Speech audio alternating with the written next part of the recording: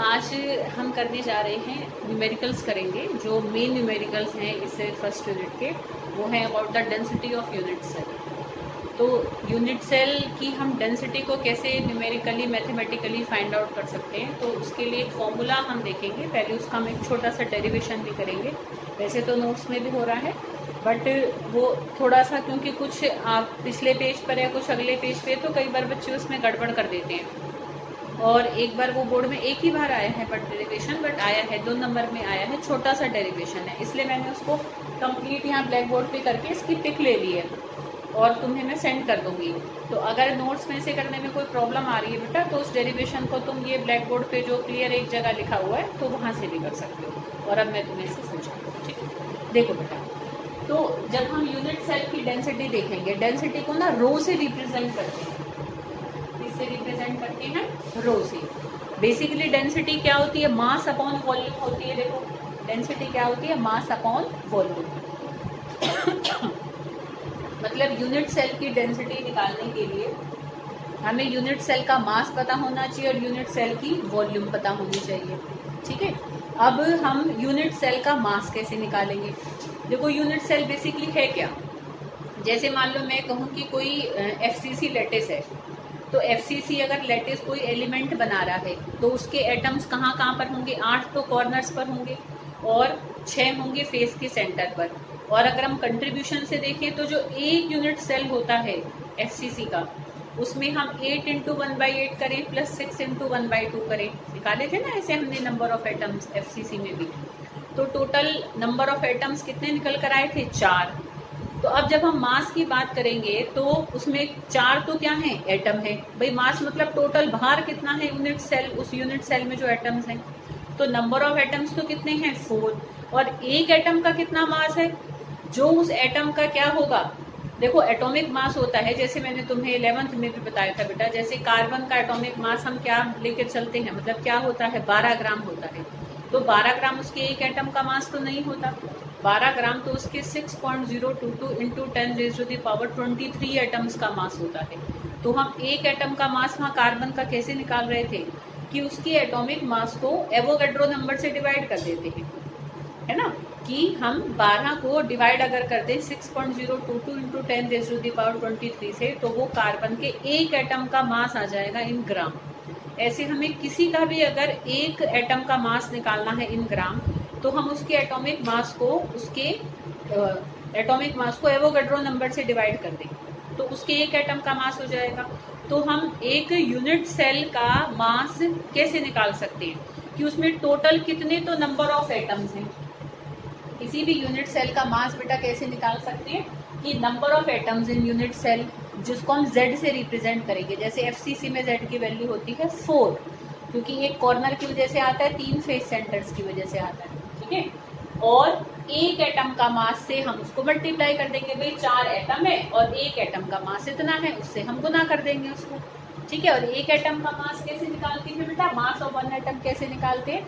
Atomic mass divided by 6.022 into 10⁻23, ठीक है। तो एक एटम का मास ऐसे आ जाएगा।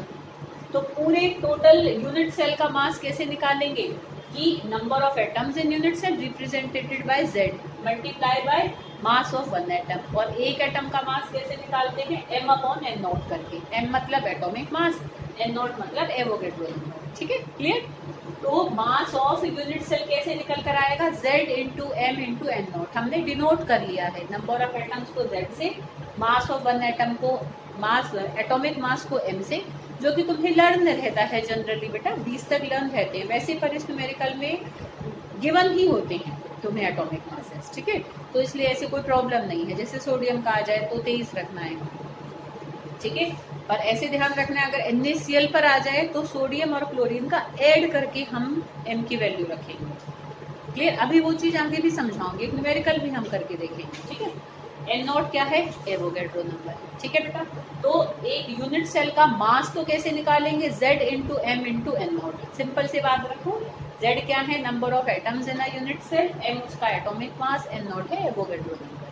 और वॉल्यूम कैसे निकालेंगे? Because unit cell is here cubic systems पर ही हम काम कर रहे हैं, तो क्यूब की हम वॉल्यूम कैसे निकालते हैं भाई, उसके तो लेंथ ब्रेड्थ हाइट तीनों बराबर होते हैं, तो ए क्यूब कर देंगे। तो हम यूनिट सेल की वॉल्यूम कैसे निकालेंगे, जो भी एज लेंथ है उसका हम क्यूब कर देंगे, और एज लेंथ को हम ए से रिप्रेजेंट कर रहे हैं, तो ए क्यूब, और जनरली वो पिकोमीटर में गिवन होती है। ठीक है, अब हमें अगर सेंटीमीटर में निकालनी है डेंसिटी, तो एक पिकोमीटर में 10⁻⁻10 सेंटीमीटर होते हैं। तो जब पिकोमीटर का क्यूब होगा तो हम उसको 10⁻⁻30 से मल्टीप्लाई कर देंगे, क्योंकि एक पिकोमीटर में 10⁻−10 है। तो 3 अगर a इंटू ए है तो 10⁻30 into 10 sorry 10⁻10 into 10⁻10 into 10⁻10 powers add हो जाती है ना जब मल्टीप्लाई करती है। तो इसलिए अगर हमें सेंटीमीटर में चाहिए तो a क्यूब इंटू 10⁻30 कर देंगे, सिंपल। तो ये तो है मास और ये है वॉल्यूम। डेंसिटी कैसे निकालेंगे, mass upon volume, density is represented by rho. तो हम इन दोनों को मिलाकर लिख दिया बस। तो ऊपर z इंटू एम है, नीचे n नॉट है, a क्यूब है और 10⁻30 है। तो in this manner we can easily find out the density of a unit cell. अब इसमें कुछ छोटी छोटी बातों का ध्यान रखना है बेटा, वो न्यूमेरिकल करते टाइम थोड़ा सा इस चीज़ का ध्यान रखना है। पहले हम देखेंगे m, अभी तुम्हें थोड़ा बता भी दिया वैसे मैंने। अब जो तुम्हारा क्वेश्चन आएगा बेटा, तो या तो एलिमेंट पर आएगा या किसी आयोनिक कंपाउंड पर आएगा, क्लियर। अब अगर एलिमेंट पर आएगा तो उसमें क्वेश्चन भी मेंशन होगा, कि ये क्लियरली मेंशन होगा कि वो एफसीसी बना रहा है, कि बीसीसी बना रहा है, कि सीसीपी बना रहा है, कि सिंपल क्यूबिक में अरेंज है, ऐसे वो तुम्हें गिवन करेगा इस चीज को।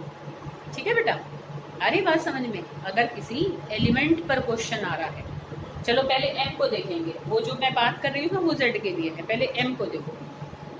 अगर क्वेश्चन तुम्हारा एलिमेंट पर आता है तो एम होगा उसका एटॉमिक मास।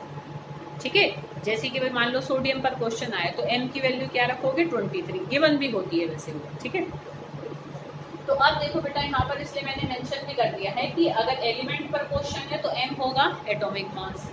अगर हमारा आयोनिक कंपाउंड पर क्वेश्चन होगा तो एम होगा मॉलिक्यूलर मास। वैसे जनरली मैंने तुम्हें पहले भी बताया कि आयोनिक कंपाउंड के लिए मॉलिक्यूल टर्म यूज नहीं करते हैं, तो हम बेटर टर्म है कि हम उसके फॉर्मूला यूनिट का मास रखेंगे। जैसे NaCl है, तुम कहने को जनरली उसको कह दो कि एक NaCl का मॉलिक्यूल, तो जो उसका मास भाई सोडियम और क्लोरीन का मिलकर जो मास होगा। बट हम बेटर टर्म ये है कि हम ये कहें कि एक फॉर्मूला यूनिट का मास, उसमें भी हम Na और Cl का ही ऐड करके रखेंगे। भाई एक फॉर्मूले में एक Na और एक Cl है तो ऐड करके हम n की वैल्यू पुट कर देंगे। क्लियर बेटा, मतलब कुछ भी कहो, बेसिकली अगर आयोनिक कंपाउंड पर है तो दो को ऐड करके हमें दोनों की मासेस को ऐड करके हमें यहाँ पर पुट करना है m को, और अगर एलिमेंट पर क्वेश्चन है तो हम एलिमेंट की ही एटॉमिक मास को यहाँ पर पुट करेंगे। क्लियर, तो ये तो हुआ m फॉर एन एलिमेंट और फॉर एन आयोनिक कंपाउंड। अब हम z देखेंगे।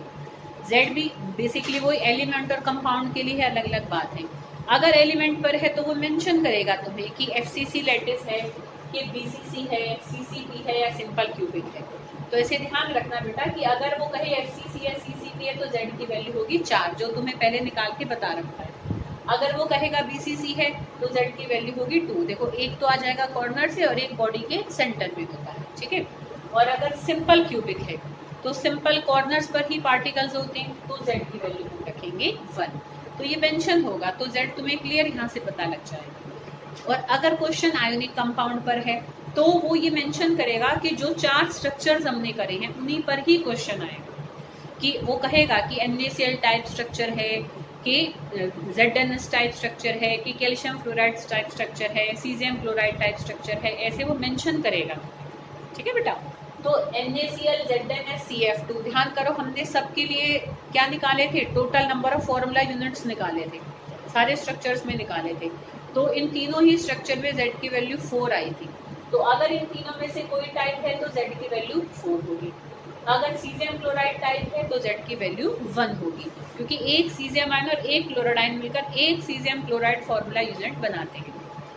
क्लियर बेटा, तो ये हमने देखा कि z हमें कैसे रखना है और m कैसे रखना है। ऐसे बड़े सिंपल है ये न्यूमेरिकल, कोई प्रॉब्लम नहीं है, जस्ट फॉर्मूला पुटिंग है, पुट करना है। कहाँ प्रॉब्लम आती है, प्रॉब्लम आती है सॉल्व करने में।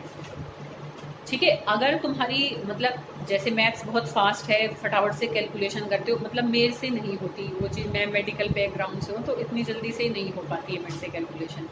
तुम अगर उस चीज़ में बहुत एक्टिव हो तो मतलब वेल एंड गुड, उसमें फिर कोई प्रॉब्लम ही नहीं है। एक्चुअल में क्या होता है, देखो बेटा नीचे एक क्यूब आ जाता है, तो मान लो 394 का क्यूब है, तो पहले तो तुम्हें उन तीनों को मल्टीप्लाई करना होगा, फिर जो ऊपर वाली वैल्यू है तुम्हें इस नीचे वाले को सारे को उससे डिवाइड करना होगा, तो वो बहुत लंबी कैलकुलेशन हो जाती है बेटा, बहुत टाइम कंज्यूमिंग हो जाती है। तो ये सॉल्व करने में थोड़ी इनको दिक्कत आती है, वैसे पुट वुट करने में कोई दिक्कत नहीं है। तो इन केस देखो मैं फिर सब बच्चों को कह रही हूँ, न्यूमेरिकल्स आर वेरी इजी, तो पुट करने तक सब करके देखो, सब सीखो, मतलब ये मैं सबके लिए कह रही हूँ, ठीक है। मतलब तुम वहाँ तक भी करके आओगे तो तुम्हें मार्क्स मिलेंगे, ठीक है। स्टेप वाइज मार्किंग होती है, तो सिंपल कौन कौन सी चीज़ें गिवन है उनको लिखो, फॉर्मूले को लिखो, पुट कर दो, जितना हो सके सॉल्व कर दो। अब उन बच्चों की बात कर रही हूँ जिन्हें करना ही है, मतलब कोई भी है कि हमें गिव अप करना ही नहीं है। अरे जब और बच्चे कितने सारे कर लेते हैं, जो IITs निकालते हैं और करते हैं, तो ऐसे भी तो बहुत सारे बच्चे हैं जो करते हैं, होने दो कैलकुलेशन स्टफ, मतलब थोड़ी टाइम कंज्यूमिंग है, कोई प्रॉब्लम नहीं है। तो जो बच्चा करना चाहता है तो मैं उसको एक आसान तरीका भी बता रही हूँ, वो भी थोड़ा सा लेंदी हो जाता है, प्रैक्टिस से तुम उसको छोटा कर सकते हो, वो है लॉग को यूज करते हैं, ठीक है। एक तो है ऐसे करना कि सिंपल तुमने खुद काट पीट लिया, ठीक है।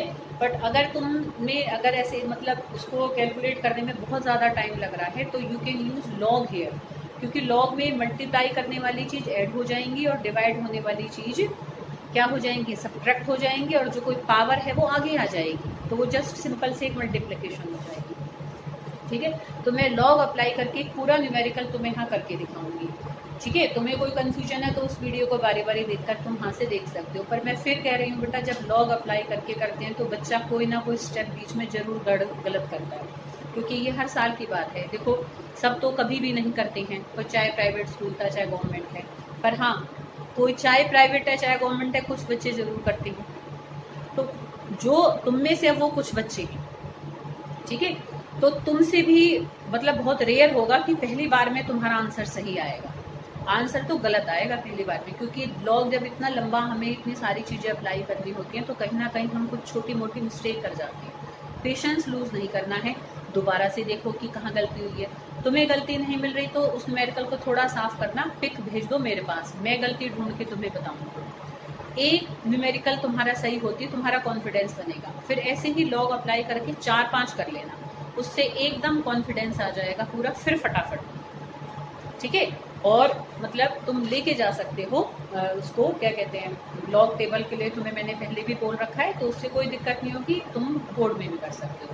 अच्छा, बोर्ड में कई बार सिंपल क्वेश्चन आ जाता है कि एन नॉट निकालो, ठीक है। एन नॉट बेसिकली क्या है यहाँ पर, एक तरीके से भाई मतलब वो सिंपल ये कहेगा कि भाई find out the value of Avogadro number, ऐसे ही करके पूछता है, तो वो सबसे सिंपलेस्ट न्यूमेरिकल है, कुछ सॉल्व नहीं करना तुम्हें पता है एवोगैड्रो नंबर की वैल्यू सबको पता है, 6.022 × 10⁻23 होती है। तो जस्ट सारी चीज़ें पुट कर दो, इक्वल टू आंसर लिख दो 6.022 × 10⁻23।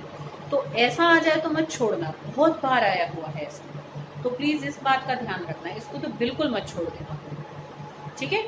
फिर भी अगर इसके अलावा कोई और आता है तो उसको सॉल्व करो, सिंपल कैलकुलेशन है तो ऐसे सॉल्व कर लो, अगर लॉग से करना है तो लॉग से सॉल्व कर लो, ठीक है। तो अब मैं नेक्स्ट वीडियो में एक लॉग से ही न्यूमेरिकल को सॉल्व करके दिखाऊंगी, ठीक है। तो this is all about the density of unit cell.